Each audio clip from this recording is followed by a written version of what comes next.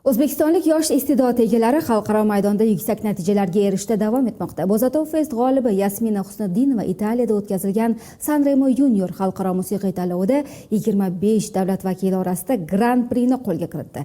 Yurtimiz sharafini munosib himoya qilgan yosh ijrochi Toshkentda tantanali tarzda kutib olindi. Uning bu yutug'i nafaqat shaxsiy muvaffaqiyat, balki mamlakatimiz san'at sohasidagi iste'dodli yoshlar uchun ham katta ruhlantiruvchi voqea bo'ldi. Kutib olish marosimida uning yaqinlari hamda loyiha mas'ullarining barchasi Toshkent shahar xalqaro aeroportiga yig'ilgan. Sababi qizaloq jajji jussasi bilan 25 ta davlat ichidan Grand Prix sohibasiga aylanib poytaxtimizga yetib keldi. Bu konkurs xalqaro, bu yerda Slavyan bozoridan ishtirokchilar ko'p. 25 ta davlat bo'ldi. Xursand bo'ldim. Shu g'alabani O'zbekistonga olib kelaman deb. Shunaqa bo'lsa bo'ldi shu. Italiyada bo'lib o'tgan Sanremo 2025 tanlovi u uchun iqtidorni namoyon etishda katta maydonlardan biri bo'la oldi.